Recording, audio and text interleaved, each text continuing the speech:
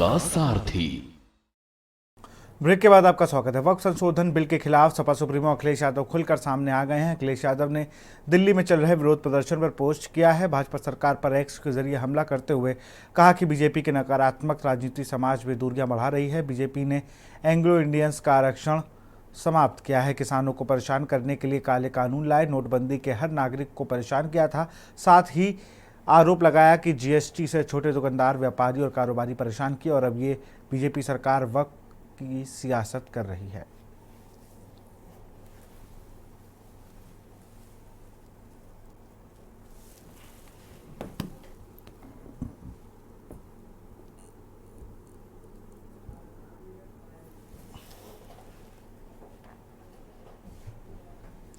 और अब बात करेंगे राजधानी में फायरिंग। लखनऊ के चिन्हट इलाके में रविवार को विधायक चौराहे के पास बाइक सवार 3 नकाबपोश बदमाशों ने ट्रांसपोर्टर और कारोबारी पर ताबड़तोड़ फायरिंग करते हुए हमला कर फरार हो गए। घटना से इलाके में अफरा तफरी मच गई। आप देख रहे हैं के न्यूज, खबरों का सारथी। नमस्कार, स्वागत है आपका के न्यूज में। आप देख रहे हैं खबर उत्तराखंड। मैं हूं आपके साथ विशाल पंडित। रुक करते इस वक्त की सुर्खियों का। प्रेमचंद को मंत्री पद से मुक्त करने की अधिसूचना जारी। सीएम धामी संभालेंगे वित्त समेत अन्य विभाग।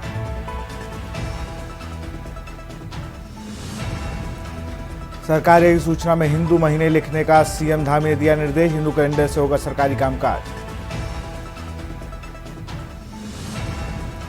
उत्तराखंड में प्रशासनिक फेरबदल। 13 आईएएस समेत 16 नौकरशाहों के विभागों में बदलाव। सचिव युगल किशोर पंत को भाषा विभाग का दायित्व।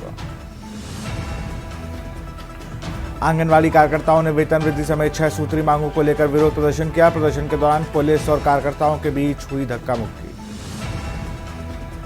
हरिद्वार में जेठ बहादुरपुर में खूनी संघर्ष के बाद तनाव। भीम आर्मी और ग्रामीणों ने 4 घंटे शव रखकर किया हंगामा।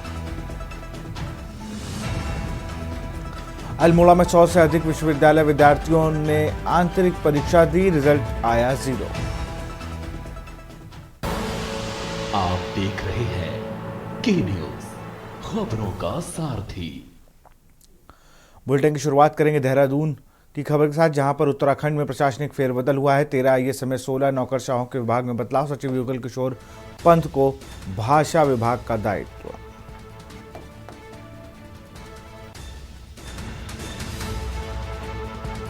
सचिव युगल किशोर पंत को भाषा विभाग का दायित्व। आईजी कुमाऊं की जिम्मेदारी अब रिधम अग्रवाल संभालेंगी।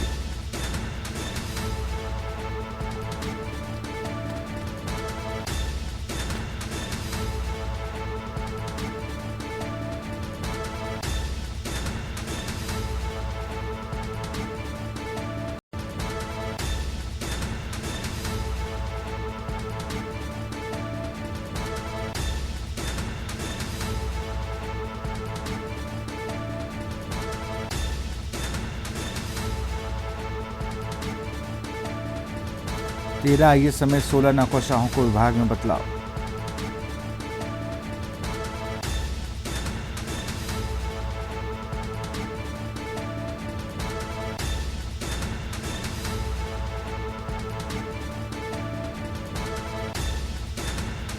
देहरादून से खबर। उत्तराखंड में प्रशासनिक फेरबदल।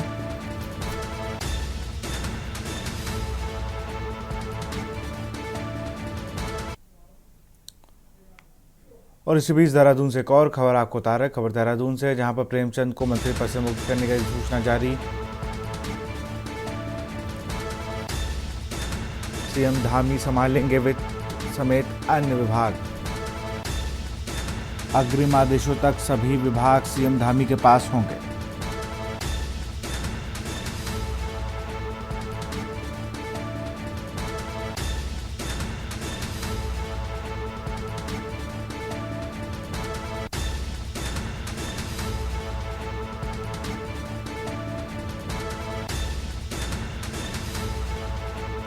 सीएम धामी संभालेंगे वित्त समेत अन्य विभाग।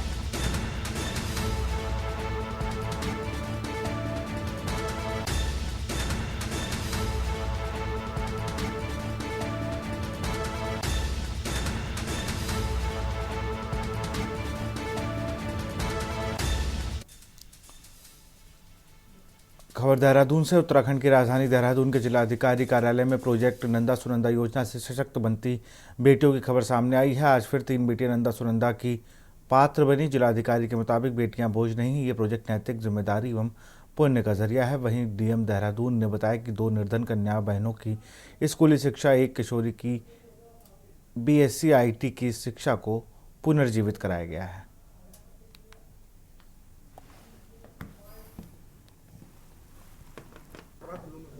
जैसा कि देखती हैं कि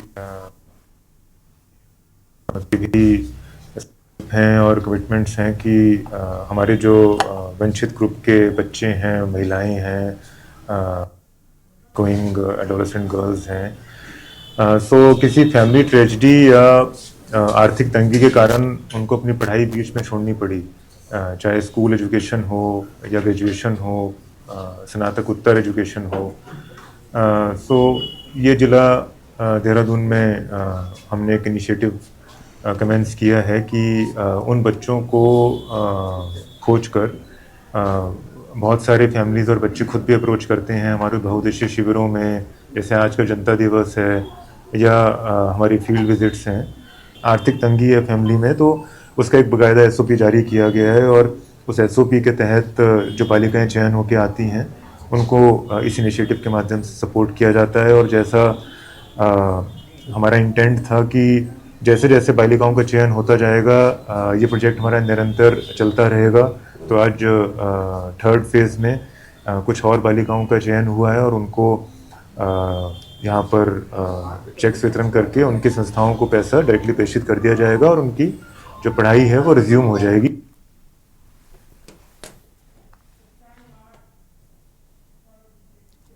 खबर लक्सर से है। मुख्य विकास अधिकारी आकांक्षा कोडे ने कानपुर ब्लॉक मुख्यालय पहुंचकर सिंघाड़ा प्रसंस्करण यूनिट का निरीक्षण किया। इस दौरान सीडीओ ने सबसे पहले यूनिट के यार्ड का निरीक्षण किया, फिर उन्होंने यूनिट के टेक्निकल मुआयना किया। सिंघाड़ा सुखाना तथा आटा सुरक्षित रखने वाले चैम्बर का भी निरीक्षण किया। सीडीओ ने बताया कि यह यूनिट 1 करोड़ 27 लाख रुपए की लागत से स्थापित की गई है।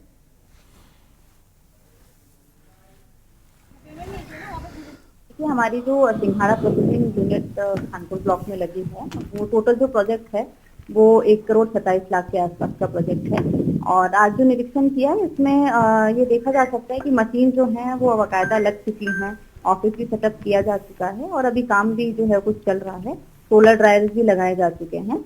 जो ट्रायल है इसके पहले जनवरी में एक बार ट्रायल किया गया था, उसके बाद पश्चात जो है अभी 1-2 दिन के बाद पुनः ट्रायल किया जाएगा और उसके बाद जो है सिंघाड़े के आटे निकाले जाएंगे। कोशिश की जा रही है, पूरी ब्लॉक की जो टीम है वो भी लगी हुई है, जिले की भी जो पूरी टीम है वो भी लगी हुई है। कोशिश की जा रही है मार्च एंड तक इसको शुरू किया जाएगा। श्री गौ रक्षा समिति द्वारा आयोजित 1 दिवसीय प्रतीक्षा कार्यक्रम में सामाजिक कार्यकर्ताओं ने सर्वसहमति से गौ माता को राष्ट्रमाता बनाने के संकल्प का समर्थन किया। इस अवसर पर यह प्रस्ताव पारित किया गया है कि जब तक गौ माता को राष्ट्रमाता घोषित नहीं किया जाता तब तक बुद्ध पार्क हल्द्वानी में प्रतीक्षा यात्रा निरंतर चलती रहेगी। समिति के संयोजक संतोष कबड़वाल ने बताया कि भविष्य में इस कार्यक्रम को उग्र आंदोलन में बदलने की रणनीति भी तैयार की जाएगी।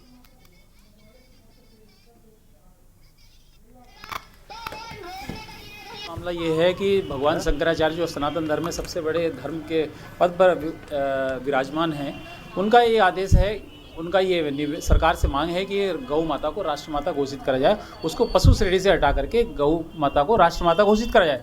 जिसके लिए उन्होंने प्रयागराज से आंदोलन शुरू करा था, पदयात्राएं करी। अब धीरे धीरे जब वो दिल्ली आज 17 तारीख को उनको दिल्ली में रामलीला मैदान पर सरकार का प्रतीक्षा करनी थी, सरकार के जवाब का, तो जो कि उन्होंने नारावल में शंकराचार्य जी को, भगवान शंकराचार्य जी को पुलिस द्वारा रोक दिया गया। तो उनका कल जब दूसरे साथ ही साथ उनकी अनुमति को निरस्त कर दिया गया कि रामलीला मैदान में वो नहीं बैठ पाएंगे। तो भगवान का ये आदेश था, ये सभी पूरे देश के लिए आदेश था कि जो जहाँ पर है वो उस दिल्ली ना आए, क्योंकि दिल्ली में व्यवस्थाएं रोक दी गई हैं। आज परम पूजनीय जगतगुरु शंकराचार्य जी के आह्वान पर, जैसा कि वो दिल्ली में एक प्रतीक्षा कार्यक्रम ये है, धरना नहीं कहेंगे, प्रतीक्षा है हम लोगों की कि केंद्र सरकार शीघ्र से शीघ्र हमारी परम पूजनीय गौ माता को राष्ट्रमाता घोषित करे। इसके लिए आज हमारा हल्द्वानी में प्रतीक्षा कार्यक्रम है। जैसा कि हमारे जगत गुरु जी हमें जैसा कि जो निर्देश देंगे उस अनुसार हम आगे का कार्यक्रम करेंगे। देखिए, सबसे बड़ा हमारा सौभाग्य तो ये कह सकते हैं गौ माता के लिए जो सत्ताधारी लोग हैं उनको काम करना चाहिए था। शंकराचार्य जी को इस पर आगे निकलना पड़ा। ये हमारे लिए खुशी का विषय है कि कोई तो गौ माता को आगे के लिए तो भगवान और तरक्की देगा। निश्चित रूप से मुझे ऐसा लगता है कि जो धर्म और के नाम पर जो भी राजनीतिक दल है वो राजनीति तो ज़रूर करते हैं, लेकिन उसके संरक्षण के लिए कोई काम नहीं हो रहा। तो इसलिए ये अभियान चल रहा है। और जो हमारी निजी अभिव्यक्ति है, हमारे शंकराचार्य ने देश दुनिया को जो दिया है, आज उनके पद चिन्ह में चलने वाले उनके शिष्यों को परेशान, उनकी अभिव्यक्ति को छीनने का प्रयास किया जा रहा है। वो नहीं बोल सकते हैं सनातन धर्म के पक्ष में, तो बंधक बनाने का फर्जी शंकराचार्य। नैनीताल में 4 दिवसीय धेनु मानस गौ कथा का आयोजन किया जा रहा है, जिसमें भारतीय को गौ क्रांति मंच के द्वारा कलश यात्रा निकाली गई। कलश यात्रा ठंडी सड़क पाषाण देवी मंदिर पूजा अर्चना के साथ मां शक्ति अपने कुमाऊनी वेशभूषा में कलश यात्रा में शामिल हुई। कलश यात्रा तल्लीताल वैष्णो देवी मंदिर से बाजार होते हुए माल रोड में मां नैना देवी मंदिर आकर यात्रा संपन्न हुई।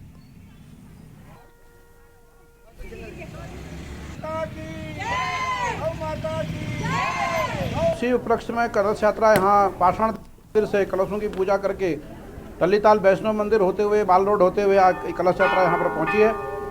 कल कथा जो है दोपहर 1 बजे से शाम के 5 बजे तक चलेगी। और गौ माता को राष्ट्र माता बनाने का जो संकल्प परम पूज्य गुरुदेव का है, उसमें यह कथा नहीं एक आंदोलन है लोगों को जगाने का, क्योंकि गौ माता की आज भारत में बहुत उत्साह है। गौ माता जो सनातन धर्म की मूल है और वो आज दिनहीन अवस्था में है और कत्ल खाने जा रही है। तो हमारी मांग सरकार से ये है कि गौ माता को अविलंब राष्ट्र माता घोषित करो। उसके लिए हमारे चारों पीठों के शंकराचार्य जी ने चार्य भी इसमें सम्मिलित हैं और उन्होंने भी आह्वान किया है सरकार से कि गौ माता को राष्ट्र माता घोषित किया जाए। और ये दिव्य धेनु मानस कथा है और ये सारे 18 पुराणों का निचोड़ महाराज जी ने इसमें रखा हुआ है और गौ माता के तत्व को समझाया है, क्योंकि गाय आज सनातन धर्म के लिए गौण विशेष हो गया है। उसको जगाने के लिए ये गौ कथा हो रही है नैनीताल में। उत्तरकाशी के नेहरू पर्वतारोहण संस्थान से 2 दिवसीय Indian society of hypoxia and mountain medicine का पहला राष्ट्रीय सम्मेलन किया जा रहा है, जिसमें अखिल भारतीय आयुर्विज्ञान संस्था ऋषिकेश तथा नेहरू पर्वतारोहण संस्थान उत्तरकाशी के सहयोग से संयुक्त रूप से आयोजित किया जा रहा है। इसका मुख्य उद्देश्य यह है कि जितने भी लोग पहाड़ी क्षेत्र में रहते हैं, माउंटेनिंग, एडवेंचरिंग और 4 धाम यात्रा पर जाते हैं, इनके स्वास्थ्य परीक्षण और उन पर विचार किया जाए। कोई नई तकनीक पर शोध किया जाना चाहिए।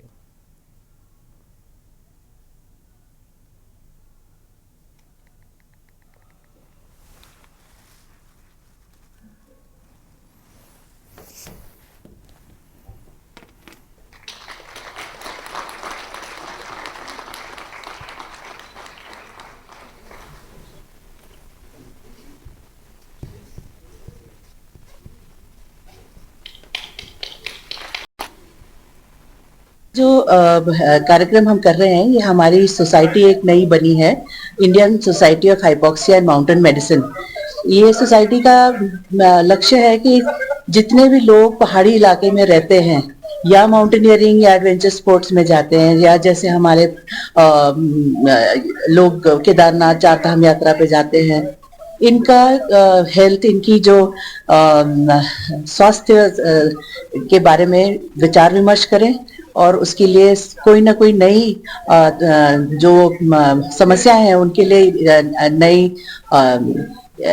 इलाज निकालें। और ये सारे देश से हमने लोग इकट्ठे किए हैं और अलग अलग एरिया में इनका एक्सपर्टीज है। AIIMS Rishikesh and I M Uttarkashi और Indian society for hypoxia and mountain medicine के कोलैबोरेशन से ये किया जा रहा है। जैसा कि हमने देखा है कि पिछले कई सालों में, पिछले 50-60 सालों में हमारे जो भारत में माउंटेनियरिंग भी बहुत पॉपुलराइज हुआ है, हाई ऑल्टीट्यूड ट्रैक बहुत पॉपुलराइज हुए हैं। इसी के साथ साथ इंडियन आर्मी जो है वो भी, उसकी डिप्लॉयमेंट भी पूरे जो बॉर्डर एरियाज में डिप्लॉयमेंट हो गई है एरियाज में। तो इसलिए बहुत ज़रूरी है कि समय के साथ साथ हमारी जो हम इम्प्रूव करें ताकि हमारा जब हम जाते हैं हाईल्टीट्यूड में तो परफॉर्मेंस जो है वो कम हो जाती है, सांस लेने की क्षमता कम हो जाती है, शारीरिक क्षमताएं कम हो जाती हैं, साथ ही साथ जो हाई एल्टीट्यूड की जो बीमारियां हैं वो लग जाती हैं। इसी के लिए ज़रूरी है कि हम लगातार रिसर्च जो है वो जारी रहे ताकि हम वक्त के साथ साथ परफॉर्मेंस को बढ़ा कर सकें। नैनीताल में कुमाऊं विश्वविद्यालय एवं ट्राई इम्पैक्ट ग्लोबल के संयुक्त तत्वाधान में उत्तराखंड में जलवायु परिवर्तन अनुकूलन विषय पर एक दिवसीय सम्मेलन का आयोजन किया गया। सम्मेलन में शिरकत करने पहुंचे शिक्षाविद, सरकारी अधिकारी व गैर सरकारी संगठनों के प्रतिनिधि, स्वयं सहायता समूह तथा शोधार्थियों ने उत्तराखंड में जलवायु अनुकूलन के विधि पहलुओं पर अपने विचार साझा करते हुए कहा कि उत्तराखंड में जलवायु परिवर्तन को देखते हुए हमें भी अपनी खेती व अन्य तौर पर तरीके से बदलाव करना है, क्योंकि यहाँ की ज़मीनें अधिक से अधिक उपजाऊ बन सके।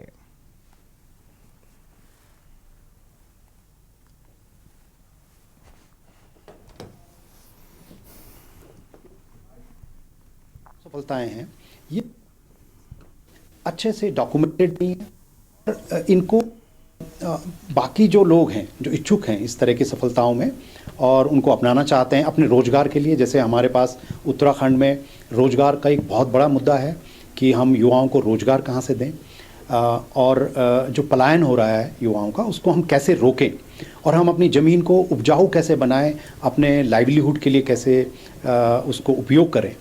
तो उसमें ये जो हमने डॉक्यूमेंटेशन की है सक्सेस स्टोरीज़ की, ये बड़ा एग्जाम्पल एक है। लेकिन हमने देखा कि बावजूद सरकार की जो सहयोग है उसके बावजूद भी बहुत कम लोग इनके बारे में जानते हैं। इनको प्रकाशित कैसे किया जाए, इनको ज़्यादा से ज़्यादा लोगों तक कैसे पहुंचाया जाए, पर्टिकुलरली यूथ के साथ कैसे पहुंचाया जाए, ताकि वो अपने एक लाइवलीहुड के लिए उसका उपयोग कर पाएँ और उससे एक तरफ हमारा लाइवलीहुड सिक्योर होगा, युवाओं को रोज़गार मिलेगा, पलायन कम होगा और उसके अलावा हमारे जो प्राकृतिक संसाधन हैं उनका अच्छे से उपयोग होगा, उनका संरक्षण होगा। और यहाँ रुकते एक छोटे से ब्रेक के लिए। आप देख रहे हैं के न्यूज। ब्रेक के बाद आपका स्वागत है। हल्द्वानी के मछली बाजार स्थित गांधीनगर नाले में आज सुबह एक युवक का शव मिलने से हड़कंप मच गया। मृतक की उम्र लगभग 25 से 30 वर्ष के बीच बताई जा रही है और शव की स्थिति को देखकर यह अनुमान लगाया जा रहा है कि काफ़ी पुराना हो सकता है। घटना की सूचना मिलते ही पुलिस फॉरेंसिक टीम मौके पर पहुंची और जांच शुरू कर दी है। गांधीनगर में नाले के पास बॉडी बरामद हुई है। इसमें जो मैगेट्स डेवलपमेंट हुआ है बॉडी पे, उसी के बेस पे डिटरमाइन हो सकता है। जो फॉरेंसिक हमारे एंटोमोलॉजिस्ट होते हैं उनके थ्रू पता चल सकता है कि इसमें कितने दिन पुरानी बॉडी। अभी कहना थोड़ा मुश्किल है क्योंकि बीच में ठंड का टाइम भी था, तो कितनी पुरानी है, डिकम्पोजिशन रेट क्या है, वो अभी कहना थोड़ा मुश्किल है। तो उसके लिए अभी पंचायतनामा और उसके बाद पोस्टमार्टम के लिए भेजा गया, बॉडी को मॉर्चरी में रखी गई। देखिए अभी उसके साथ उसके पास से जो भी चीज़ें बरामद हुई उन्हीं के आधार पर डिड्यूस हो पाएगा कि वो कौन है, क्या है, उसके परिवार के बारे में डिटेल्स पता चल पाएंगे।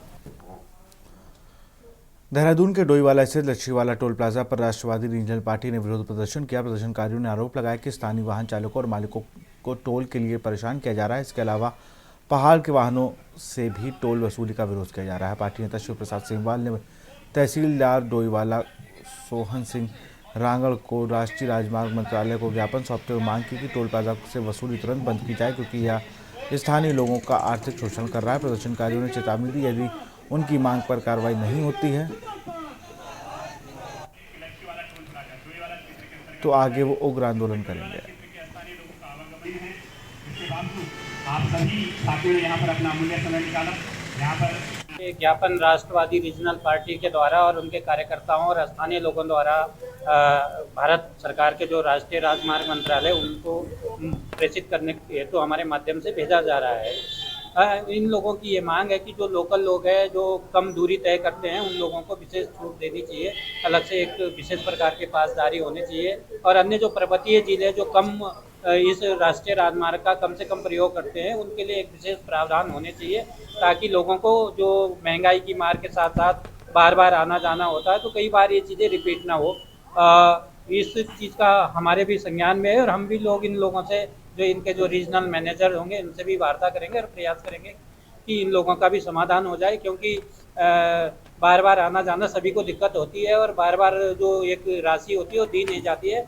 तो इसमें एक बीच का रास्ता ऐसा करेंगे कि लोगों का जो टोल है वो भी एक सरकार को एक राशि आ जाए और स्थानीय लोगों को भी बहुत ज़्यादा दिक्कत की जा रही है। बाकायदा गुंडागिर्दी है, ये अपने आप में बंद होनी चाहिए। सबसे पहले तो टोल प्लाजा यहाँ पे होना ही नहीं चाहिए था। पर्यावरण के मानकों की पूरी सरासर इस पे अनदेखी की गई है। दूसरा, ये टोल रोड 37 किलोमीटर की टोल रोड है। कुल 20 किलोमीटर में दायरे में रहने वाले सारे लोगों के लिए ये टोल रोड जो है फ्री होना चाहिए। लेकिन नए वाहनों का जो है टोल मिली जो पास है वो नहीं बनाया जा रहा है। दूसरा हमारा कहना है कि पूरे देहरादून के लिए फ्री पास 20 किलोमीटर के दायरे में होने चाहिए, पूरे बाकी के पूरे देहरादून के लिए एक मंथली पास की सुविधा होनी चाहिए। तीसरा हमारी मांग है कि तमाम जो चमोली से लेकर के उत्तरकाशी तक तमाम अप हिल्स के जो लोग हैं वो कमर्शियल और प्राइवेट वाहन उनके डोईवाला से लेकर के इस्तेमाल करते हैं टोल रोड का, जो केवल 12 किलोमीटर है।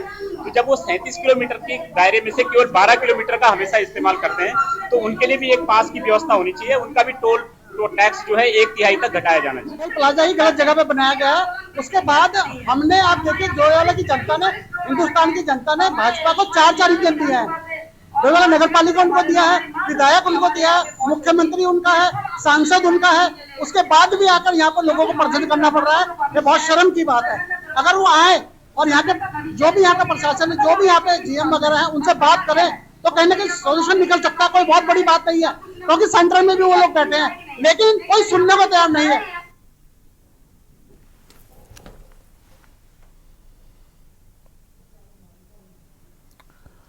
विदेशों में वाहन चलाने का क्रेज अब भारतीयों में भी बढ़ता जा रहा है। वर्ष 2024 में हल्द्वानी परिवहन विभाग के तहत नैनीताल, उधम सिंह नगर और चंपावत जिले के लोगों ने कुल 414 इंटरनेशनल ड्राइविंग परमिट बनवाए हैं। इसमें से 52 महिलाएं भी शामिल हैं। अधिकतर लोग कनाडा, ऑस्ट्रेलिया, ब्रिटेन और न्यूजीलैंड जैसे देशों में यात्रा करते। संभागीय परिवहन कार्यालय के आंकड़ों के अनुसार उधम सिंह नगर जिले के सबसे अधिक इंटरनेशनल ड्राइविंग परमिट जारी हुए हैं। रुद्रपुर RTO कार्यालय में 139, काशीपुर RTO कार्यालय से 124 और हल्द्वानी RTO से कार्यालय से 121 इंटरनेशनल लाइसेंस जारी किए गए।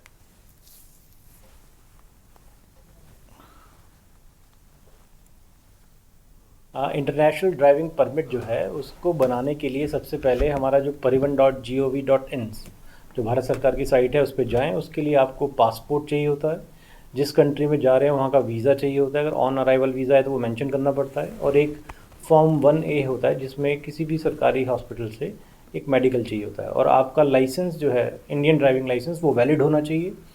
और इसकी ड्यूरेशन जो है वो 1 साल की होती है।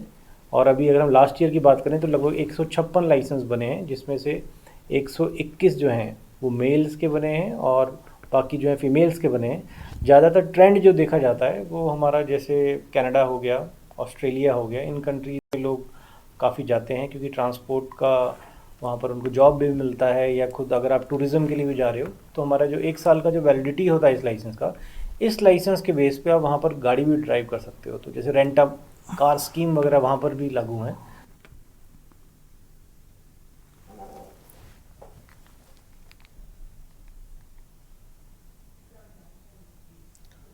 विकासनगर के बदनामवाला क्षेत्र में स्थित एक रेस्टोरेंट में हुए अग्निकांड के मामले में कोतवाली पुलिस ने 3 आरोपियों को गिरफ्तार कर लिया है। पुलिस के अनुसार बीते शुक्रवार को होली के दिन रेस्टोरेंट में 2 पक्षों के बीच कहासुनी के बाद एक पक्ष ने गुस्से में आकर रेस्टोरेंट में आग लगा दी थी। इस घटना में रेस्टोरेंट का सामान और एक मोटरसाइकिल जलकर राख हो गई थी। पुलिस ने मामले की जांच करते हुए 3 मुख्य आरोपियों को गिरफ्तार किया है और उन्हें कोर्ट में पेश किया गया, जहां उन्हें जेल भेज दिया गया है। पुलिस अन्य आरोपियों की गिरफ्तारी के लिए भी प्रयास कर रही है।